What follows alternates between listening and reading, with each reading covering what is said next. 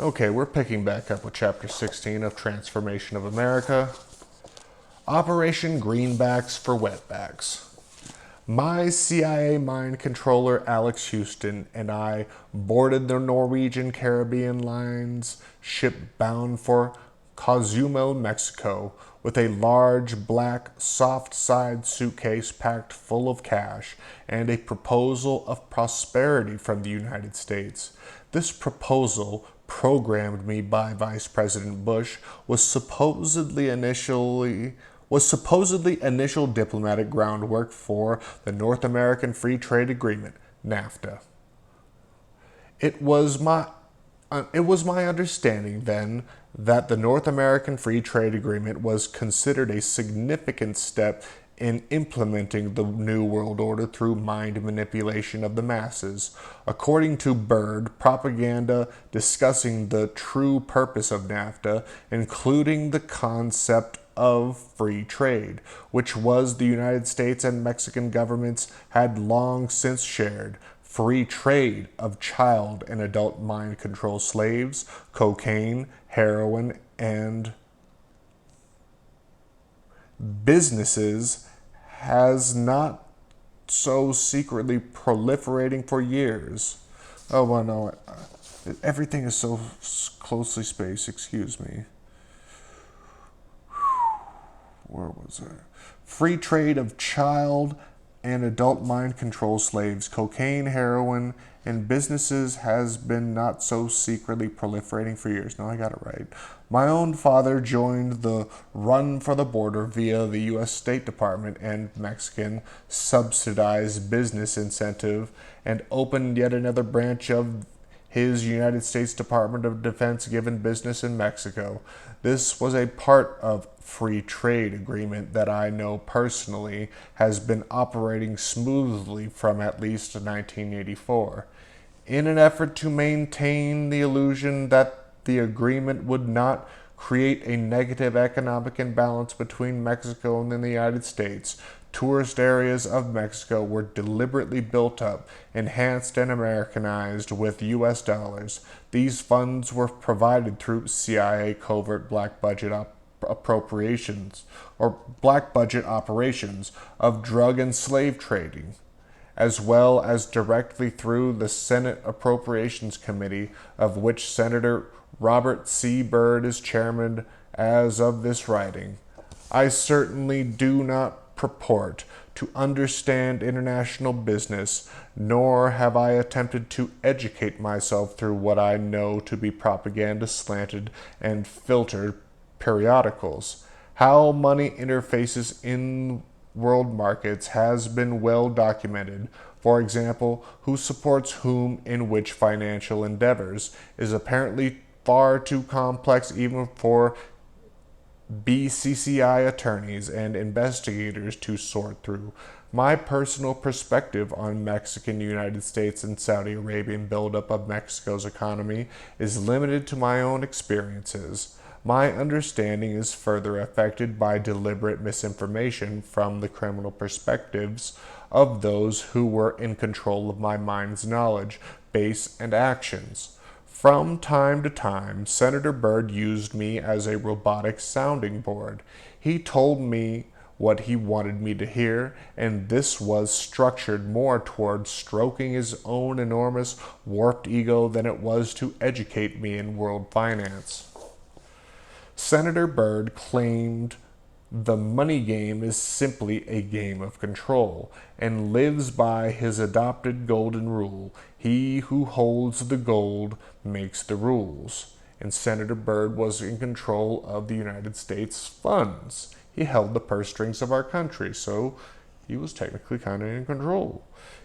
He told me in so many words that by appropriating funds to all viable projects, ushering in the free trade agreement, and allocating lesser amounts to U.S. social systems, such as our criminal justice system, I control our country and our place in world markets. All the world is a stage, and I own the theater. You can bank on it. Senator Byrd's twisted reality echoed in my mind when America was bought, stolen, and sold by Presidents Bush and Clinton, and in recent passage of NAFTA, I would never run for president. Oh, I'd win if I did, Byrd bragged. But why should I run for an office beneath me? I can make a president look good, or I can make him look bad by strategically appropriating funds. Byrd and others I know boasted that he was one of those corrupt power brokers responsible for Bill Clinton's being chosen and elected to office of presidency, and the last minute bids and dealings with those congressmen holding NAFTA's deciding votes proved strategic appropriations indeed made Clinton look good in his NAFTA victory. At the La Sibilla Hotel in Cozumel, Houston maintained my food and water deprivation for mind control purposes. Even during our dinner meeting in the hotel's restaurant later that evening, although the restaurant was officially closed due to the late hour, a mariachi band, one waiter, four stationed armed guards, my Mexican dignitary contact, his two assistants, and handler Houston and I were present. During the meeting, arrangements were made to meet with Mexico's then Vice President Salinas the next afternoon at a nearby military installation. I would also deliver a message as usual from Senator Byrd at the nearby consulate's office pertaining to U.S. financial support for creating propaganda to ensure the illusion of economic equality in Mexican tourist areas. These funds were simply to further the ongoing shared goal of easing into New World Order domination through carefully contrived smoke and mirror tactics. The next afternoon, Houston escorted me to the high security fenced government installation for my meeting with Salinas. According to Bush, Salinas was regarded by the Reagan-Bush administration as superior in power to Miguel de la Madrid, who was officially president of Mexico at that time. The upcoming Mexican election, which was no more an election than Reagan's second term, was to place Salinas in the office of president to coincide with Bush's destined presidency. To ensure that this strategically placed American patriot would be voted into position, Reagan informed me that the United States would guard the integrity of elections by covertly overseeing them, among other strategies. Salinas was to be president at all costs. Although President de la Madrid was considered by Bush to be the stepping stone to the ultimate reign of Salinas/Bush's already established diplomatic relations, he was regarded with all due respect in a manner of conducive to no margins for error. His full cooperation was tantamount to establishing Bush's and Salinas' goals via free-flowing drug markets and Mexico's cooperation in subversively funding and supplying Reagan's Nicaraguan Contras. De la Madrid worked in close association with Salinas so that a smooth transition of power would maintain U.S.-Mexican relations and efforts already in place. A message to Salinas is a message to the president, Cheney had explained.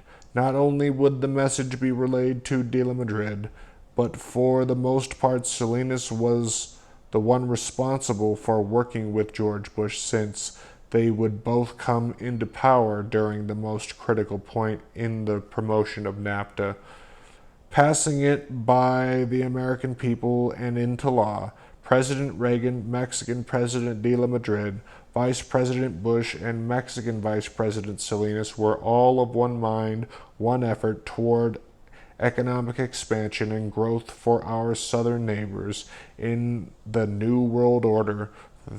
Through what I experienced was based on free trade of drugs, children, and pornography. Vice President Bush told me this criminal activity was regarded as Mexico's only mean of rapid economic advancement and freedom from poverty, since the people were slaves to their own inability to advance in world markets. When I arrived at the military installation with an aforementioned suitcase of cash in hand, I was taken to Salinas' office through a series of electronic gates guarded by officers in white uniforms. Salinas sat at his desk, which was small and functional, i.e., military issue, set on a highly polished wooden floor in a vast room virtually void of decor and personal effects. This created an air of military practicality. I set the suitcase in front of Salinas and began relaying the message I had been programmed to deliver. I have a message from the Vice President of the United States of America to our neighbors in Mexico. America is willing to share its wealth through a trade agreement with Mexico. We'll trade our cash for control over Mexico's cocaine and heroin production. By controlling your drug industry, we can open the border between our countries to allow a free flow of cocaine and heroin into the United States, bought and paid for in American dollars to build Mexico. Eventually, this could dissolve the border between our countries altogether as Mexico's economy grows to match ours. If we begin today, this dream could be realized by the turn of the century, sharing the same continent, sharing the same wealth. Why? The drug industry already dictates what the Mexican government can or cannot do. By giving the U.S. control of your drug industry, Mexico regains control of her government. Re-established power backed by U.S. dollars will bring Mexico on an economic par with America. We can begin by spreading the word through the drug cartels that the U.S. is covertly willing to open the borders to free drug trade by making agents available to show you the passage and routes through which the drugs are to be delivered. Only United States agents can bring Mexican heroin and South American cocaine across the border, and likewise they will bring the cash in. Explain to those select few who control the drug empires that the cruise line NCL agreement is going into mass expansion, tearing down the borders between our countries enough to allow for as many drugs to come into Mexico, allowing for as many drugs to come in as Mexico can deal out. When do we begin? Immediately. The cash is at hand. I gestured toward the suitcase which Selina unzipped to find full of cash. Deliver whatever amount of brown heroin you have at hand as a means of confirmation to the agreement. Keep the change as a token of the change and good fortune that has befallen Mexico from its neighboring nation. As I finished Bush's message, Salinas immediately took a notepad from the desk and scrawled a quick note. He passed it to a guard who was stationed at the door. He stood up, smiled, and leaned over to his desk. As he extended his hand with a warm handshake, I was escorted out. Houston found me on the front steps of the installation, and together we were escorted through the barbed wire fences and back into the streets of Cancun. I waited in a small clearing nearby for an intermediate length of time, playing with a large iguana. Finally, a taxicab driver pulled up and honked his horn 3 times, signaling me to pick up a fist-sized ball of Mexican brown heroin. The heroin was crudely wrapped in brown paper, tied with twine, and measured approximately the size of a baseball. As quickly as the cab driver left, Houston was standing some distance away with 2 uniformed men, signaled me to join him. We were then driven to the airport, where we boarded a U.S. Air Force aircraft to Washington, D.C. Immediately upon arrival at Andrews Air Force Base just outside Washington, D.C., I was taken to Senator Byrd, who then escorted me to Dick Cheney's Pentagon office for a meeting with Vice President Bush. I was ill and vomiting from the high voltage administered in Mexico to compartmentalize my memory. I was allowed to use Byrd's magnetic passkey card to unlock the maze of doors that led to the ladies' room. I was still wearing my inappropriate for DC cruise clothes and carrying the heroin in my tote bag when I met with Bush to confirm Mexico's agreement to his proposal. Bush took the heroin for himself, obviously pleased with the quality of the product.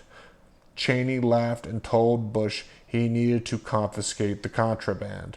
Bush replied, "Over my dead body," as he laughed at Cheney's contra joke. Is that why it's called contraband? I don't know. Bush replied, oh no, there we go. Bush struck a pitch pose, wound up, and made a fake out pitch and joked in baseball banter. "It's a high fly ball. You're going to have to steal." He tossed the heroin in the air, caught it, and strode for the door. Cheney got out of his chair, pointed to the door, and ordered me out. Houston and I were flown into Montego Bay, Jamaica, and transported to Ocho Rios to board our next NCL cruise ship. And that's it for this one.